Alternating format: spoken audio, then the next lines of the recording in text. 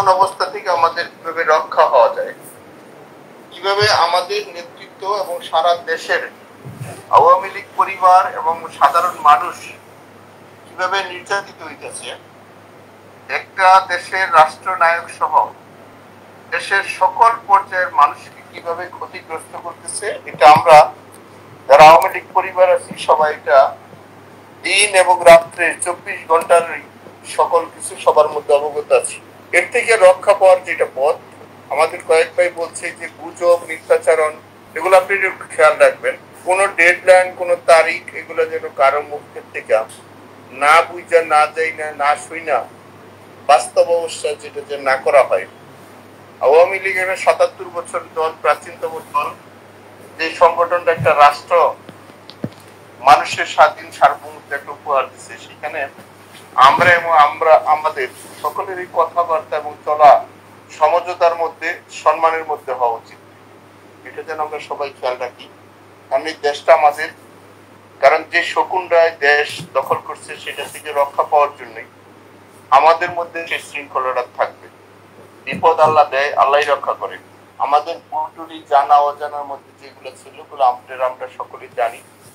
সেই হিসাবে আমাদের নেতা যিনি প্রধান, তাকে আমাদের দেশে কিভাবে আনা যায়, ওনার যতটুকু জ্ঞান বুদ্ধি এবং তার যতটুকু আল্লাহর কাছে চাওয়া পাওয়া আছে সেটা থাকবে। এবং আমাদের সকলের মধ্যে একটা ঐক্য এবং সাহস এবং সততার জায়গাটা থাকতে হবে।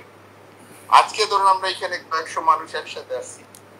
আওয়ামী লীগ এমন একটা সংগঠন, যে সংগঠনের শুধু ছাত্রলীগের 36 লক্ষ নেতা থাকার কথা, সেম যুবলীগেরও 36 লক্ষ নেতা থাকার কথা, এবং অন্য সংগঠনেরও এই মিলে আমাদের 1,72,00,000 শুধু নেতা যাদের পদ আছে, এই অবস্থা আমাদের নেতৃত্বটা থাকার কথা ছিল। কেন বা কিভাবে হয় নাই বা হয়েছে এটা আপনারা সবাই জানেন। এই 1,72,00,000 শুধু আমাদের নেতা থাকার কথা। পৃথিবীর কোন দেশে যদি একসাথে 50,000 মানুষ দাঁড়ায়, তার পরাজয় হয় না। আমরা সবাই বক্তা, সবাই বুঝি, সবাই জানি সবকিছুর মধ্যে আমাদের কি হয়েছে কি হয় না, এটা আমরা সবাই জানি। আমি বললাম 1,00,000 মানুষ যদি আমরা একসাথে হই, তাহলে সেখানে কোন শক্তি এই শক্তিকে দমাইতে পারে না। এই 1,72,00,000 মধ্যে আমি একজন সমর্থক, আমি কোন কমিটির সদস্য না, আমি একজন সমর্থক হিসেবে আছি। সেই হিসেবে অনুরোধ করবো, আপনারা বা অন্যরা অনেকেই পদে আছেন বা পদের সমর্থক আছেন, যার যার ওয়ার্ডটা, আমি আবারও বলছি 64,000 ওয়ার্ড আছে, যার যার ওয়ার্ডটা যদি আমরা নিজেরা ওইখানে অবস্থান করতে পারি, নিজেরা ওয়ার্ডটা যদি গুছাইতে পারি, নিজেরা যদি নিজেদের ওয়ার্ডটার মধ্যে মানুষের সাথে সম্পর্ক তৈরি করতে পারি, তাহলে আমরা সবাই বাড়িতে ঘুমাইতে পারি। অত্যন্ত দুঃখের বিষয়, আমরা সবাই কেন্দ্রীয় এবং আন্তর্জাতিক নেতা হচ্ছি, আমাদের নিজের ওয়ার্ডের কেউ খবর জানি না। আমি একটু বাস্তব মানুষ, আমি অনেক কিছু বলে ফেলাই। আমরা আমাদের নিজের ওয়ার্ডটা কেউ গুছাইতে পারি না। আমার ওয়ার্ডে তো কিন্তু আপনি কি অবস্থান করে দিবে না, বা আপনার ওয়ার্ডেও কিন্তু আমি অবস্থান করে দিব না। ওইখানে পক্ষের লোক থাক, বিপক্ষের লোক থাক, যার যার ভোট সেন্টার বা যার যার ওয়ার্ড যদি আমরা নিজের অবস্থান করতে পারি, তাইলেই সারা দেশে আমাদের একটা অবস্থান হয়ে যাবে। পৃথিবীর কোন শক্তি গিয়ে কিন্তু আমাদের বাড়ির মধ্যে গুছাই দিবে না। সেই হিসেবে আমি বলছি যে এটা আমাদের নেতার কাজ, উনি এটা করছেন, আমাদের যে কাজটা সেটা আমরা করব। সেই জন্য প্রথম সবাই একটা ওয়াদা করেন, যার যার ওয়ার্ড, যার যার সেন্টারটা আমরা নিজের অবস্থান তৈরি করি, যার সাথে আলোচনা করে, যার সাথে পরামর্শ করলে, যার সাথে নেগোসিয়েশন করলে আমি আমার ওয়ার্ডে থাকতে পারবো, আমরা সেই অবস্থানটা তৈরি করি। আমাদের নেতার পক্ষে 24 ঘন্টা হয়তো বা সময় পাওয়া যেত, ওই 1 মাস 2 মাস 1 সপ্তাহ 3 দিন আগে 10 দিন আগে সেগুলা গল্প করে লাভ নাই। 24 ঘন্টা সময় পাবো, 24 ঘন্টায় যে যেখানে আছি, যার যার অবস্থান থেকে সেখানে যে জায়গায় যেই মুহূর্তে যেভাবে বলবে, আমরা সেই জায়গায় আমাদের মানুষগুলাকে, গণতন্ত্রকে রক্ষার স্বার্থে এবং আমাদের মানচিত্র, আমাদের প্রিয় জন্মভূমির জন্য যে সময় যে জায়গায় যে অবস্থানে সন্ত্রাস থেকে আমরা যেন মুক্তি পাই। এই যে দখলদার, এই যে আজকে একজন মার কোলের শিশু যেভাবে নিরাপদ থাকার কথা ছিল, সেই জায়গাটা কিন্তু নিরাপদ নাই। যেখানে ছোট ছোট মাসুম বাচ্চা নিরাপদ নাই, তাহলে সেখানে যুবক, তরুণীরা, তরুণরা, বৃদ্ধরা, আমার বাচ্চা ছাড়া আমার ভাই বোনেরা কেউ নিরাপদ নাই। সেই জন্যই আমাদের সাথে, আমি আপনাদেরকে বিনয়ের সাথে বলি, যারা আজকে এখানে আলোচনা শুনছেন, অন্তত আপনাদের কাছে অন্তত অনুভূতিটা আসুক, নিজের ওয়ার্ডে নিজের জায়গাটা নিজে কিভাবে রক্ষা করতে পারি। সেজন্যই মানুষের সাথে সম্পর্কের বিকল্প কিছু নাই। শত্রু থাকবে, অপরাধীরা থাকবে, কিভাবে আমাদের টিমটা, আমরা আওয়ামী লীগ পরিবার, আমরা যেন একসাথে থাকতে পারি।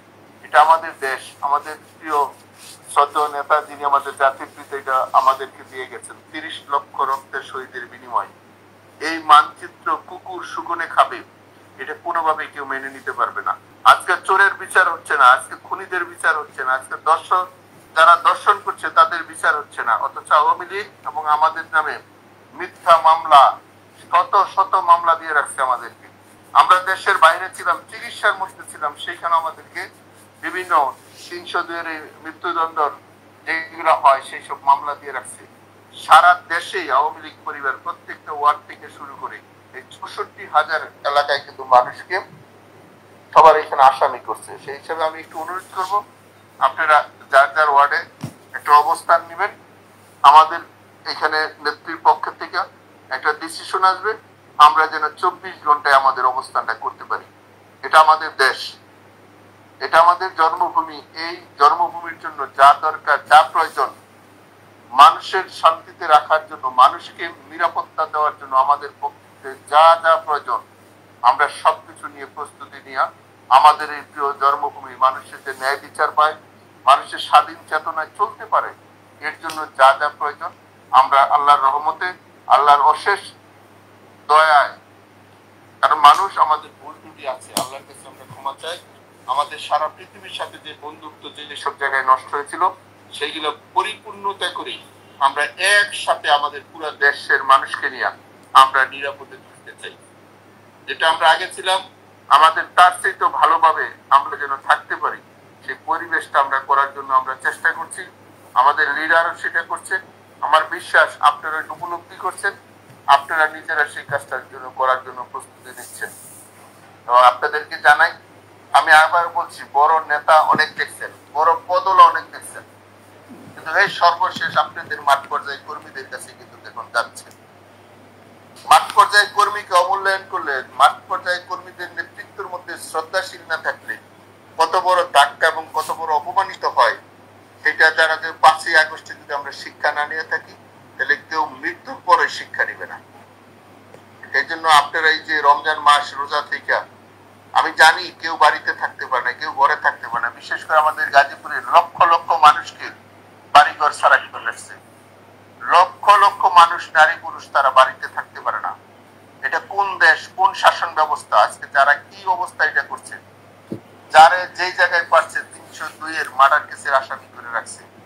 একজন পুরুষ মানুষ আমাদের গাজীপুরে, আমাদের সমর্থক, আমাদের একেবারে মাটির মানুষগুলো, সাধারণ মানুষগুলো তাদেরকে ঘরে থাকতে দিচ্ছে না। সেই হিসাবে আমাদের ঐক্য হওয়া প্রয়োজন। আমরা যেন আদর্শের ঐক্যটা হই। আমরা একজন সমর্থক থাকি, বড় পদ দিয়ে কিছু আসে যায় না, আমরা সমর্থক থেকে আমরা এই কাজটা করি। আমাদের এই জন্মভূমিটা যেন আরো অপবিত্র না হয়, এর জন্য আপনাদের কাছে সহযোগিতা চাই। আপনারা আমাদের জন্য দোয়া করবেন, আমরা করব।